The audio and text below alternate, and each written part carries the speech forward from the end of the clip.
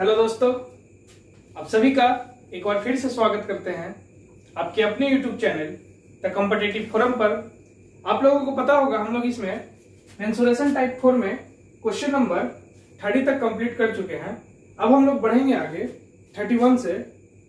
ठीक है, तो चलिए देखते हैं हमारा नेक्स्ट क्वेश्चन। आज का क्वेश्चन नंबर 31। हम लोग ज्यादा बात नहीं करेंगे, जितना जल्दी हो सके इस बुक को खत्म करना है। मिशन यही है कि सबसे पहले एडवांस के साथ साथ अरिथमेटिक को जितना जल्दी हो सके एकदम कंप्लीटली खत्म कर देना है। ठीक है, तो हम लोग ज्यादा बात नहीं करेंगे। आइए हम आते हैं क्वेश्चन नंबर 31 पे। क्वेश्चन नंबर 31 बोल रहा है, यदि एक समलंब चतुर्भुज के दो समांतर भुजाओं की लंबाई, एक समलंब चतुर्भुज है उसके दो समांतर भुजाओं की लंबाई 4 सेंटीमीटर और 6 सेंटीमीटर है और इसका क्षेत्रफल 25 वर्ग सेंटीमीटर है, इसके समांतर भुजाओं के बीच की लंबात्मक दूरी ज्ञात करें। देखिए, ये सेम टू सेम क्वेश्चन पिछले वीडियो सेशन जिसमें 21 to 30 वाला जो वीडियो है उसमें हम लोग क्वेश्चन नंबर 30 में किए थे, एकदम एग्जैक्ट सेम क्वेश्चन। लेकिन फिर भी कोई बात नहीं, हम आपको इसका सॉल्यूशन प्रोवाइड करा देते हैं। ठीक है, तो देखिए बोल रहा है ये है समलंब चतुर्भुज।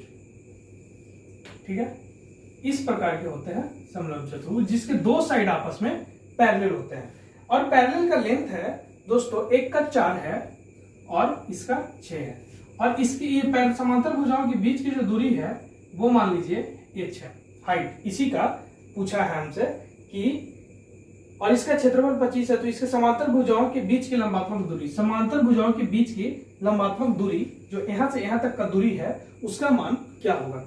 तो आप लोगों को पता होगा कि समलंब चतुर्भुज का क्षेत्रफल बराबर होता है 1/2 इंटू h हाइट, और यही हमसे पूछा है इंटू दो समानांतर साइडों का योग, दो समानांतर भुजाओं का जोड़, तो 6×10। ठीक है, क्षेत्रफल इसका दिया हुआ है, हमारा कितना दिया हुआ है 25। समलंब चतुर्भुज का क्षेत्रफल 25 गिवन है 1/2 इंटू h इंटू 10। ये कट गया 5 से, 5h 25 equal to 5h। h बराबर हो जाएगा 25/5, कट जाएगा 5 से, h इक्वल टू आ गया 5, यानी जो ये लेंथ था दोनों पैरेलल साइड के बीच का जो लंबात्मक दूरी था वो 5 सेंटीमीटर था। ये हो गया बिल्कुल मेरा राइट आंसर। देखिए कितना सिंपल सा क्वेश्चन था और ये आपका ऑप्शन नंबर हो गया 3। ठीक है दोस्तों, चलिए देखते हैं next question, question number 32। Question number 32 बोल रहा है, एक समचतुर्भुज का परिमाप और विकर्णों में से एक की लंबाई 26 क्रमशः 26 सेंटीमीटर और 5 सेंटीमीटर है, इसके अन्य विकर्ण की लंबाई बताएं। तो देखिए समचतुर्भुज जो है, समचतुर्भुज इसके अंदर दो विकर्ण होता है। ठीक है, मान लीजिए एक विकर्ण ये है और एक विकर्ण ये है। इसका क्षेत्रफल जो दिया हुआ है वो 26, सॉरी क्षेत्रफल नहीं, परिमाप, इसका जो परिमाप दिया हुआ है वो 26 है। परिमाप जो है वो 26 सेंटीमीटर है।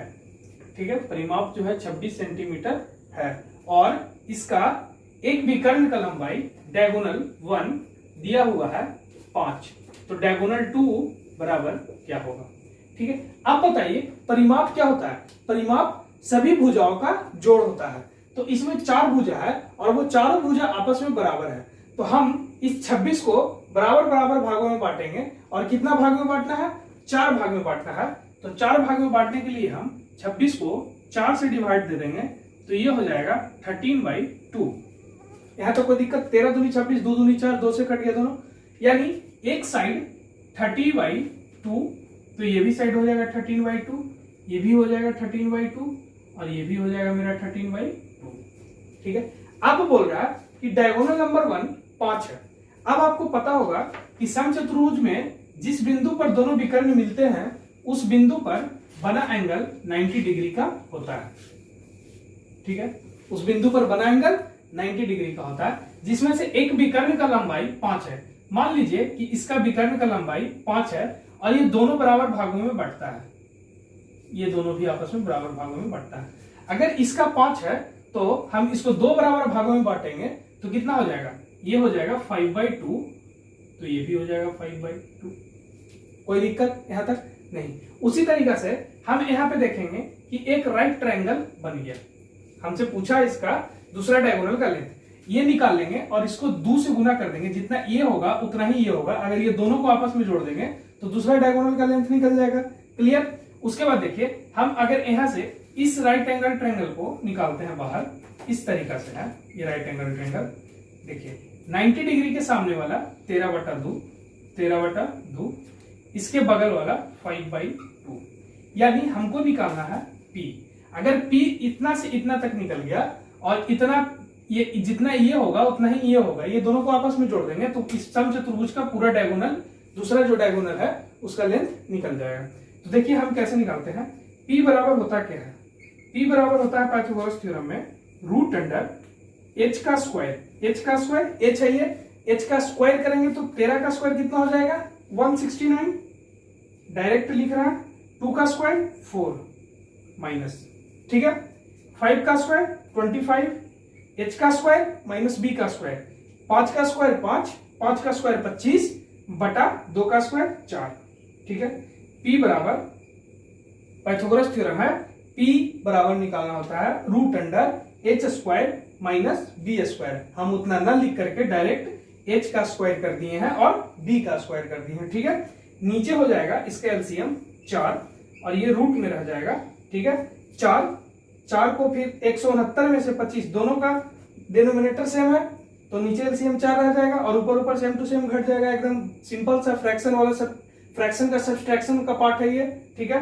तो 169 में से 25 घटाएंगे तो 9 में से 5 गया 4, 6 में से 2 गया 4, 1। अब बताइएगा कि √144 किसका होता है। √P बराबर 144 12 का होता है और √4 किसका वैल्यू होता है 2 का, तो ये कट जाएगा यानी 2, यानी P का जो वैल्यू है वो 6 निकल गया। P का जो वैल्यू है वो 6 निकल गया। यहां हो गया 6, ये निकला है अभी तक सिर्फ 6, ठीक है। अब देखिए जब यहां से लेकर के यहां तक 6 निकल गया तो यहां से यहां तक भी 6 हो जाएगा, बराबर होता है, ठीक है। और पूरा समचतुर्भुज का डायगोनल 2 का वैल्यू कितना हो गया 6 + 6 12। यही तो हमसे पूछा था, यही हमसे पूछा था और इसका आंसर हो गया आपका option number 2,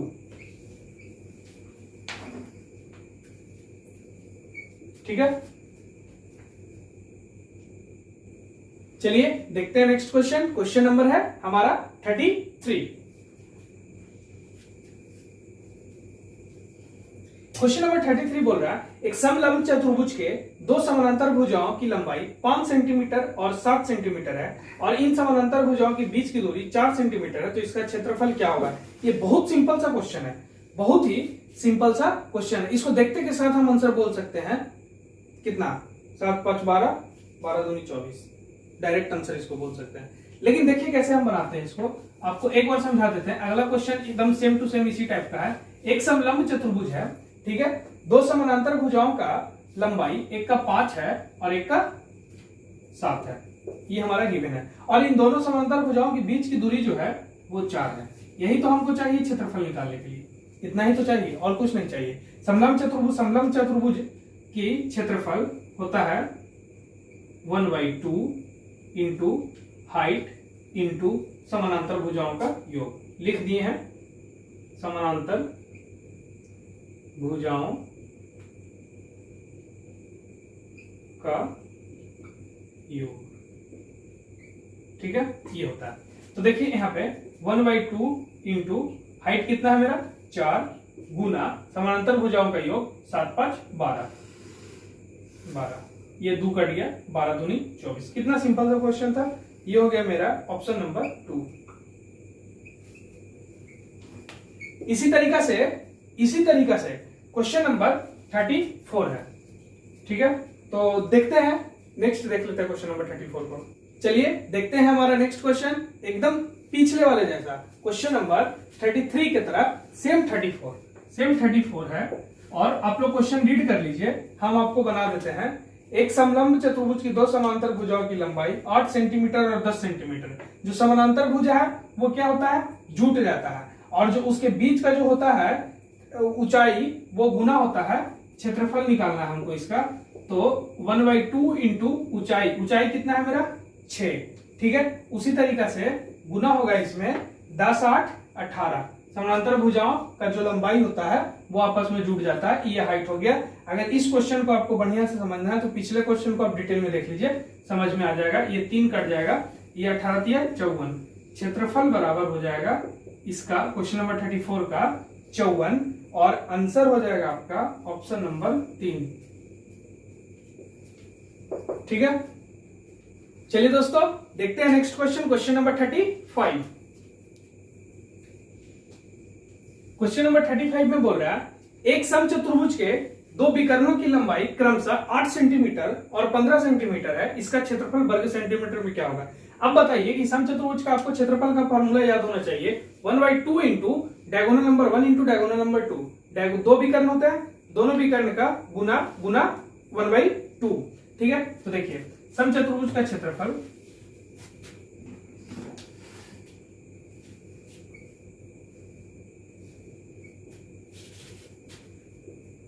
1/2 into diagonal number 1 into diagonal number 2। आपका डायगोनल नंबर 1 गिवन है, एक विकर्ण जो है वो 8 सेंटीमीटर है और दूसरा 15 सेंटीमीटर है। 4 15 60 सेंटीमीटर स्क्वायर, ऑप्शन नंबर 4। ये सब क्वेश्चन में कोई ताकत नहीं, कोई दम नहीं है, सिंपल सा क्वेश्चन है, बहुत आसान क्वेश्चन है, ठीक है, देख लीजिए। चलिए देखते हैं नेक्स्ट क्वेश्चन, क्वेश्चन नंबर 36।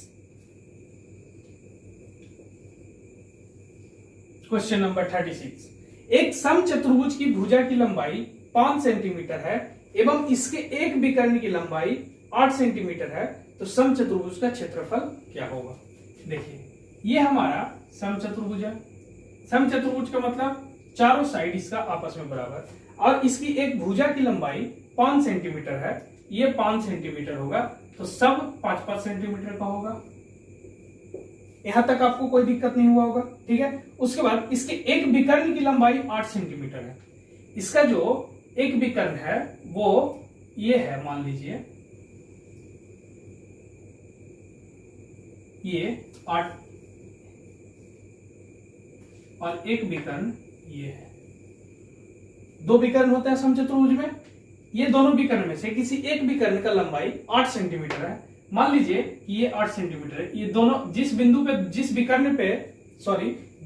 पे दोनों विकर्ण मिलते हैं उस बिंदु पे बना एंगल 90 डिग्री का होता है और दोनों विकर्णों को आपस बराबर भागों में बांटता है।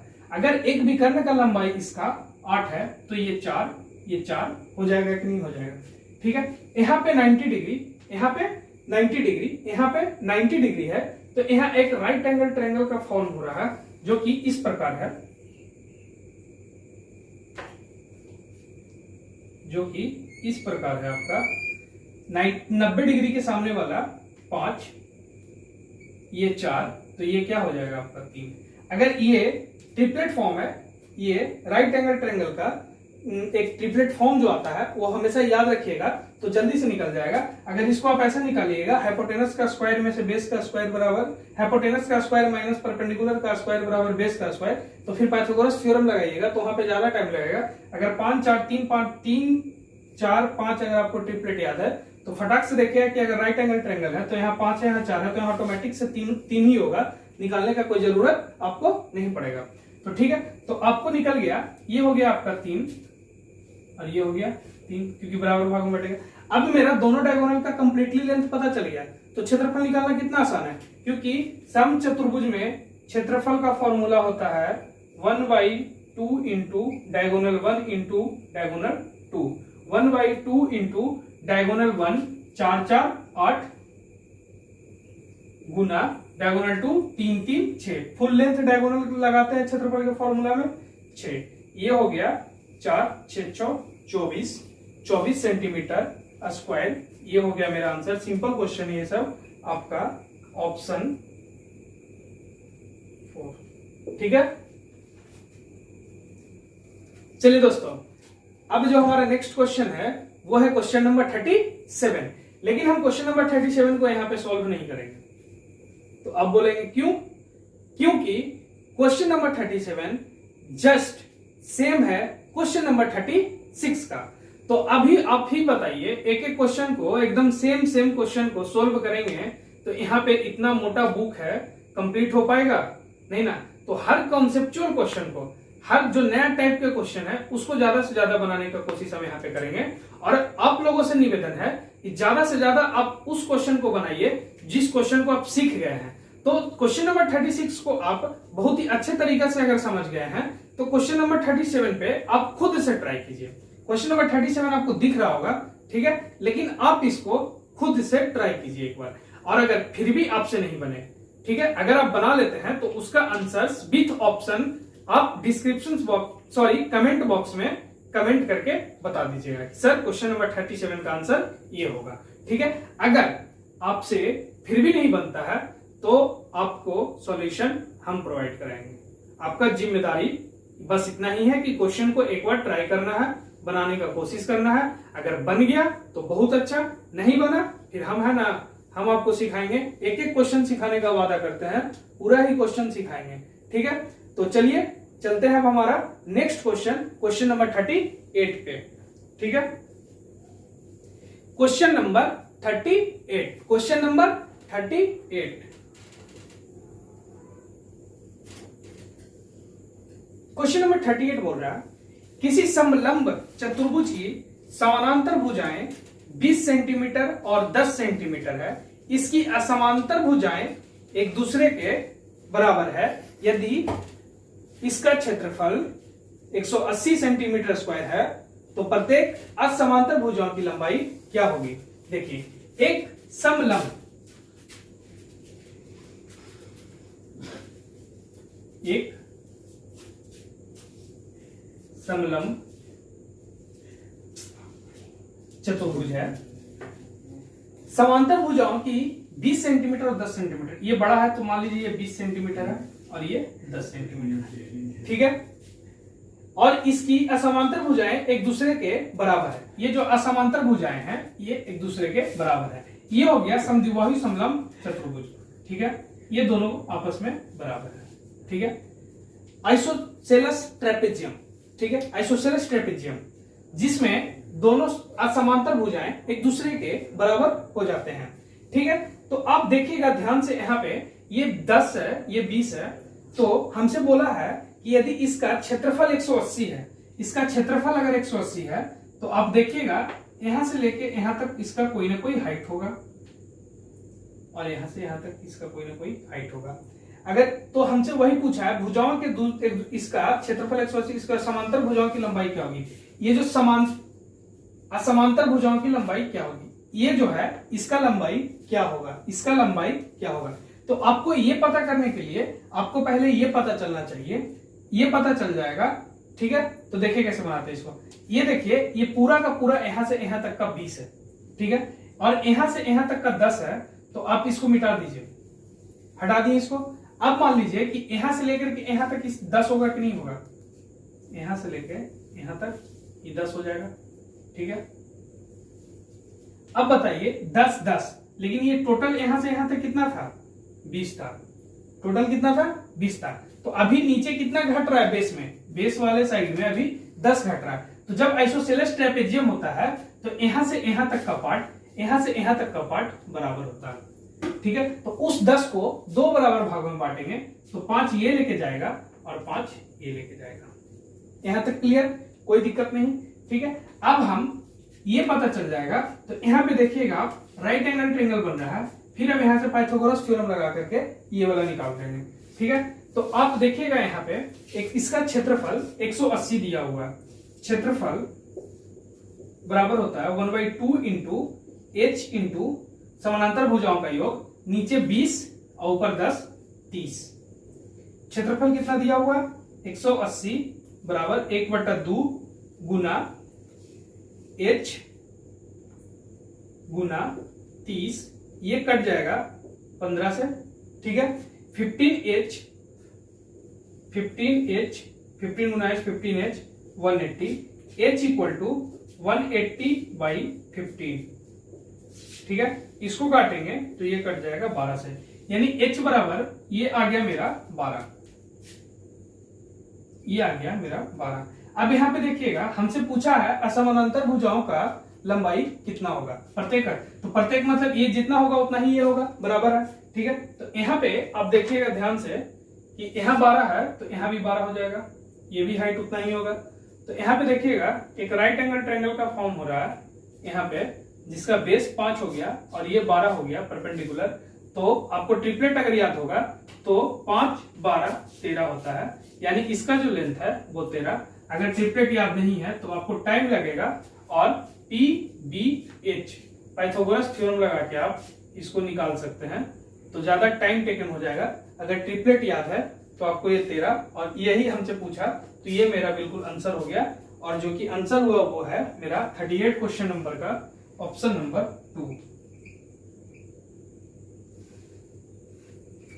ठीक है दोस्तों, हल्का हल्का क्वेश्चन है, ये सब समझ में आ रहा होगा आप लोगों को। चलिए दोस्तों देखते हैं क्वेश्चन नंबर 39। क्वेश्चन नंबर 39 बोल रहा है उस समचतुर्भुज का क्षेत्रफल क्या है जिसकी भुजा 10 सेंटीमीटर है और छोटा विकर्ण 12 सेंटीमीटर है। देखिए इस समचतुर्भुज का, ये जो समचतुर्भुज है ना, इसका क्षेत्रफल क्या होगा जिसकी भुजा 10 सेंटीमीटर, यानी एक 10 है तो सब का सब 10 होगा। समचतुर्भुज में सारा भुजा आपस में बराबर, इसकी जिसकी भुजा 10 सेंटीमीटर और छोटा विकर्ण 12 सेंटीमीटर है।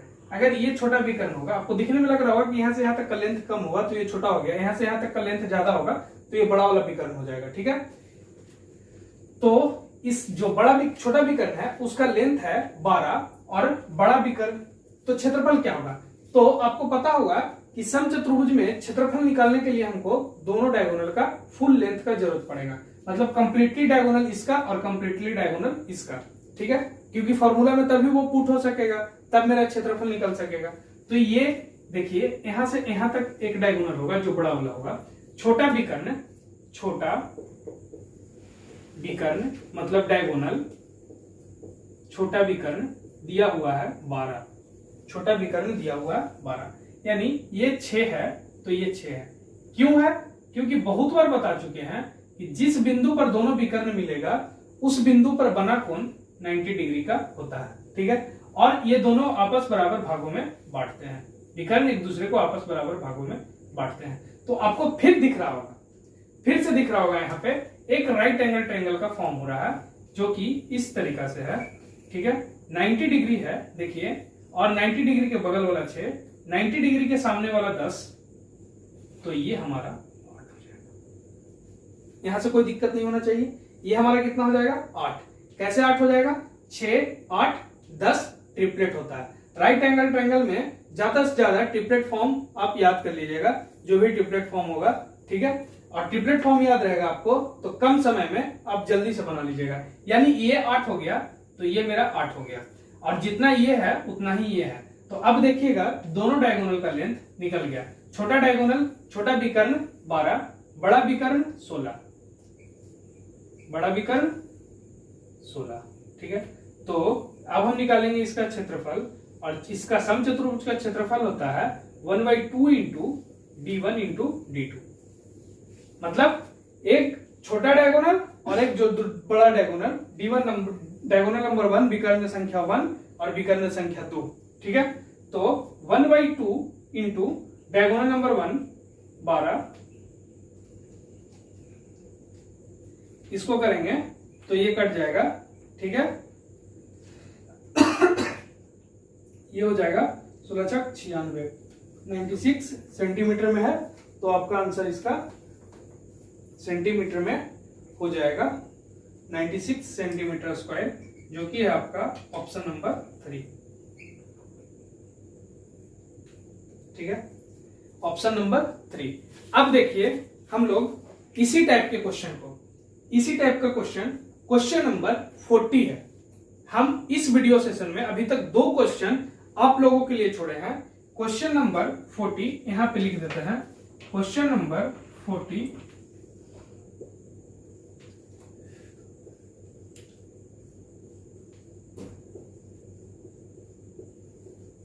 आप लोगों के लिए। क्वेश्चन नंबर 14, ठीक है। क्वेश्चन नंबर 14 जो है वो आप लोगों के लिए। समझ गए?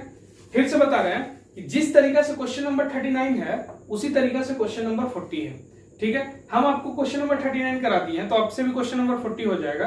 आप जैसे ही क्वेश्चन नंबर 40 बना लेते हैं तो तुरंत वीडियो के कमेंट बॉक्स में जाकर के उसका कमेंट, उसका आंसर विथ ऑप्शन कमेंट कर दीजिएगा, ठीक है, ताकि हमें पता चल जाए कि जो बच्चे देख रहे हैं उनको लाभ हो रहा है, ठीक है। तो आप क्वेश्चन नंबर 40 के कमेंट बॉक्स में आंसर अगर नहीं बनता है आपसे, मान लीजिए नहीं बना, तो अब आपको डिस्क्रिप्शन बॉक्स में टेलीग्राम चैनल का लिंक मिल जाएगा, वहां से जाकर के आप टेलीग्राम ज्वाइन कर लीजिएगा और कमेंट बॉक्स में कमेंट कर दीजिएगा कि सर हमको क्वेश्चन नंबर 40 हमसे नहीं बना है, तो हम आपको वहां पे सॉल्यूशन टेलीग्राम पे प्रोवाइड करा देंगे, ठीक है दोस्तों।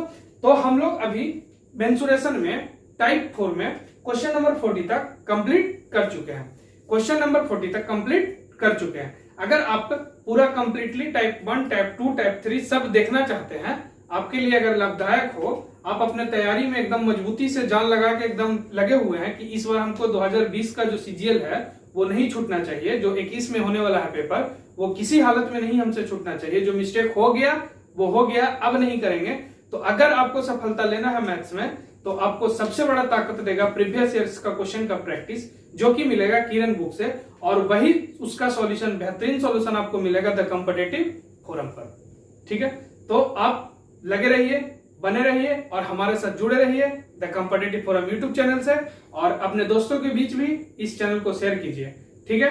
अभी हम मिलते हैं नेक्स्ट वीडियो में, अभी के लिए धन्यवाद।